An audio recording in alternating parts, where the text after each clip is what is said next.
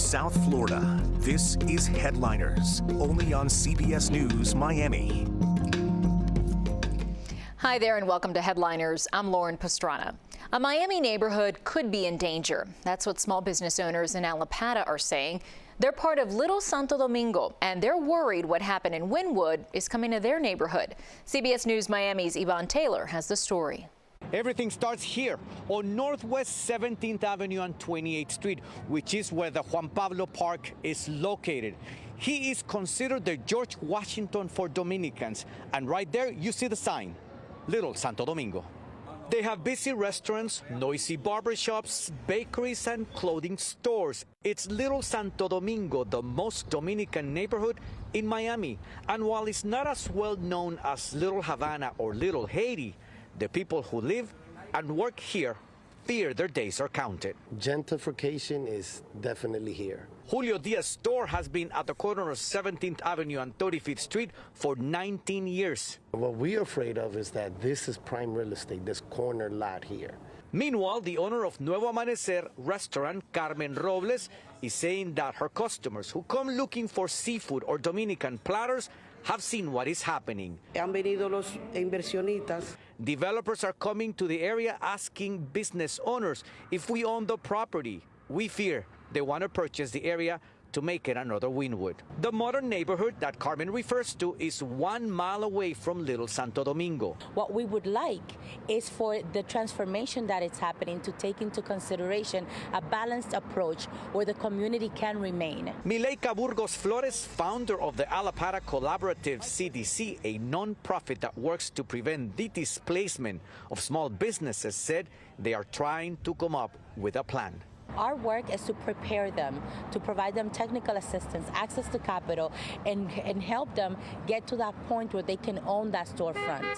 Fernando Trinidad, known as Power because of his barbershop and hair salon, said in the last 2 years they had felt the change. We are no longer getting leases for 5 years as we used to. If we're lucky, 3 years maximum. Some landlords are only offering 1 year. According to the U.S. Census, almost 60,000 Dominicans live in Miami-Dade County. The heart of their businesses is in Allapattah, specifically over 17th Avenue between 28th and 36th Street. Julio Diaz's dream has been to pass the business to his son. I want to pass this down to him. Do you fear you won't be able to do it? I fear that I might not be able to do it here in Allapattah, where it all started. Well, Allapattah is under the jurisdiction of Miami Commissioner Alex Diaz de la Portilla. We reached out to his office Friday morning. We still have not heard back from him. In Allapattah, Yvonne Taylor, CBS News, Miami. Hialeah's mayor says his city will not annex part of the historically black community of Brownsville, but critics are demanding proof. And they got it. CBS News Miami's Larry Seward was in Hialeah when residents of Brownsville got the news. Fierce opposition against the city of Hialeah taking a piece of Brownsville wanted council on record saying it's something they would not do, and council members did not mince words. Mayor Esteban Bovo needed 5 words to shut down 5 weeks of frustration in nearby Brownsville. It's not worth the headache. These mobile homes lie in a mostly industrial block of Brownsville. Last month, the city of Hialeah revealed plans that considered annexing the area, but dozens showered council with gripes that gave decision makers pause. That's outstanding, except that no one's reached out to us and told us that, so we're here. Skeptics wanted assurance on the record. We have people coming up to us saying that they have a great concern. It is too historic to allow this to happen. So dozens pressed council again and plan to do so every month until the mayor and council spoke up. This is an issue on our end that is no longer being pursued. It is dead. That sounds definitive, not annexing Brownsville. We're not going to annex Brownsville. With that, critics left cheering, happy to move on. In Hialeah, Larry Seward, CBS News, Miami. A woman living in Miami says she struggled to pay her rent after losing her job not once, but twice. She hoped a county program would help her, but after months in limbo, she reached out to CBS News Miami. Joe Gorcho was able to help her finally get a response from the county. Confusion and doubt remain for those in desperate need of help to stay in their homes. The county still lists on their website Victoria Homes as a place for folks to come in and apply for emergency rental assistance within Miami-Dade County. That's no longer the case, though, since the county stopped accepting new applicants for ERAP just a few months ago. A sign sits in the Victory Homes office door. This office is not ERAP.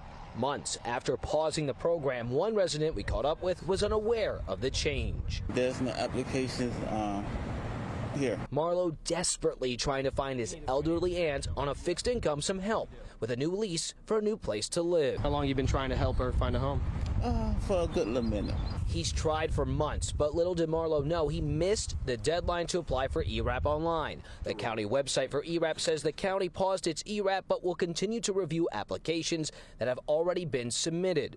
The pause happened in February, but scrolling down the website, it still encourages people to apply online and lists physical addresses to use, like the other listed in Homestead.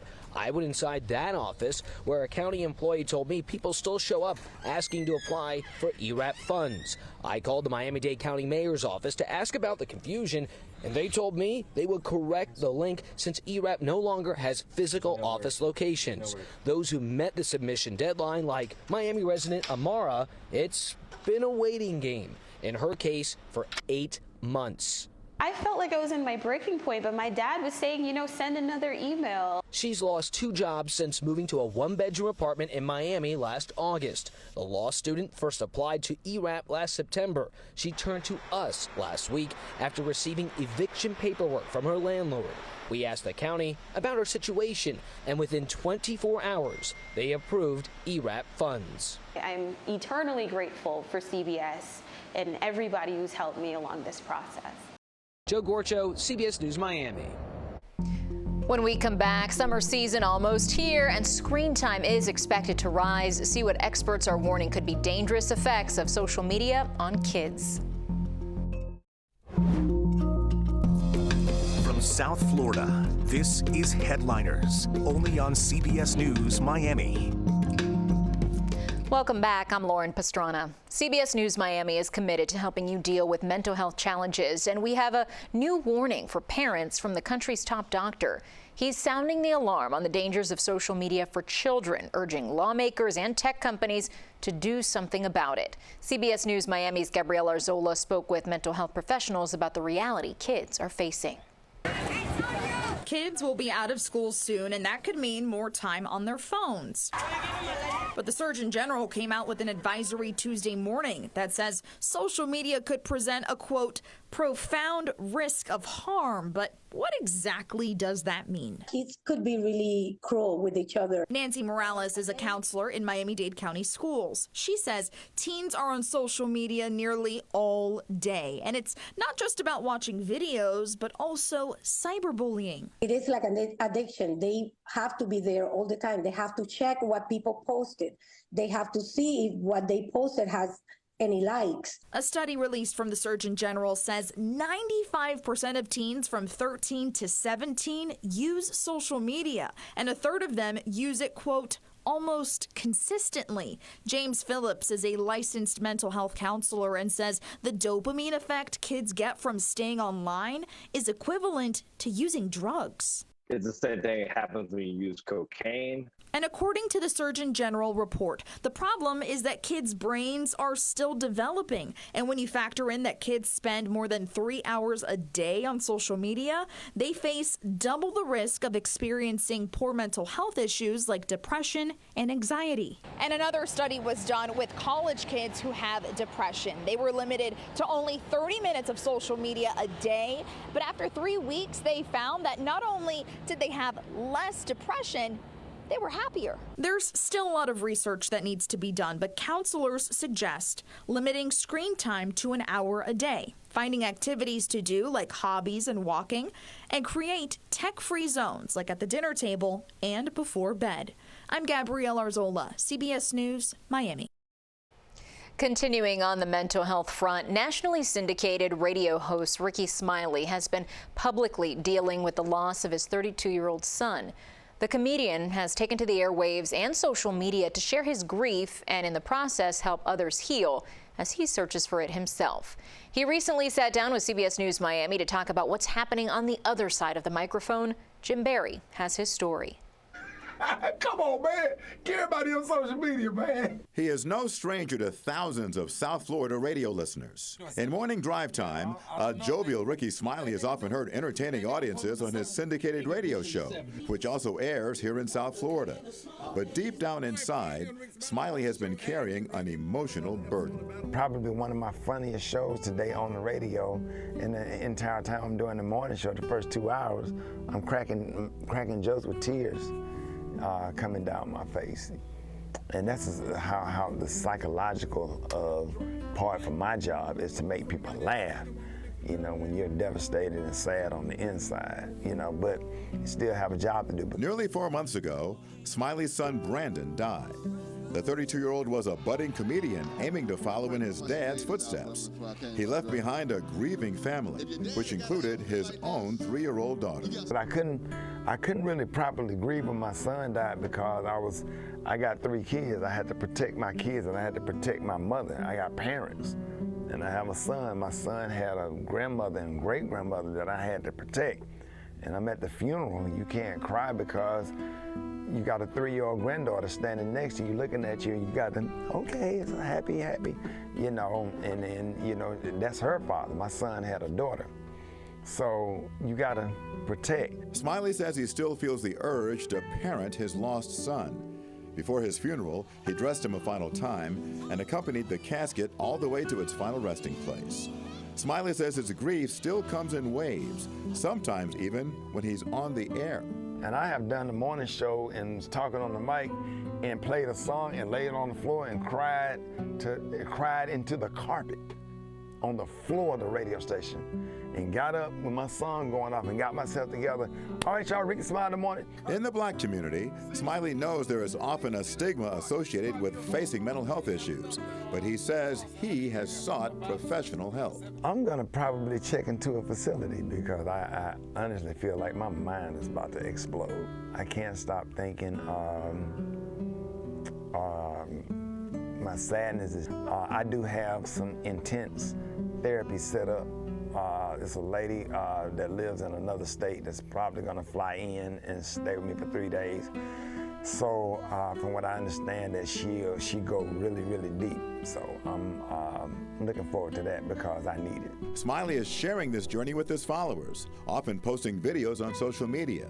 And on the air, he has even brought in therapists, telling listeners about his ongoing struggle. Mental health month awareness is so important, why people should go and get therapy and get the help that they need. And you just can't church it out and pray it out and shout it out and Jesus it out. You got to get a therapist and get deep and go deep. For now, Rickey Smiley says memories of the good times are getting him through. My son was fun and loving and kind and thoughtful and mischievous more than anything or whatever. I think, you know, some kids just get on the wrong track and they just can't recover. But my son was awesome. He was a happy kid. He was great. Made parenting fun. I'm Jim Barry, CBS News, Miami. When we come back, see why dozens of hunters are flocking to the Everglades to not only help the environment, but make some serious bank. From South Florida, this is Headliners, only on CBS News Miami. Welcome back. I'm Lauren Pastrana. In a little park on the north side of the Miami River, right behind the James L. Knight Center in downtown Miami, you'll find a piece of Miami history that's being ignored, almost forgotten. CBS News Miami's Hank Tester reports on the Flagler Workers House and why it's a real concern for those who value Miami's early history and those who pioneered and built the city. When I was down here, I came into this park by mistake, but I looked up there and I saw this yellow building, saw the paint, and I wondered, does this have anything to do with Henry Flagler? It absolutely does. He loved the color yellow, first of all. He built that building, his guys did, in 1897. Railroad Baron Henry Flagler brought the railroad to Miami, also built the Royal Palm Hotel at the mouth of the Miami River. I looked at a report from 1983, a bunch of pictures and so on and so forth, and it showed this building or buildings like it right downtown, all lined up in a row, right by the hotel. The home was one of at least 30 houses built for the people working on the construction of the Royal Palm Hotel, built along what is now Southeast 2nd Street. So it originally was over this way. Right, northeast of here by about a block and a half. Moved to the Fort Dallas Park in 1980, now behind a temporary fence, padlock, in disrepair, a date pine building with great bones. At one time, the location of a failed restaurant, waiting for years for some type of rescue. Why is it important for Miami people to know about that particular building? We have so little left from the beginning, and this is the beginning of incorporated Miami. To the best of your knowledge, is this the last vestige of Henry Flagler in downtown Miami? It is, to the best of my knowledge. There's nothing else that he had his hands on in today's downtown that's still standing. The City of Miami Recreation and Parks administers the site at Fort Dallas. We asked the city about the current status and plans for the future. Well, the response was no comment at this time. We engaged the City of Miami. We engaged area stakeholders, downtown residents, the Flagler Business Improvement District, landscape architects. Christine Rupp from the Dade Historic Trust. They're watching the property closely, frustrated there's no progress.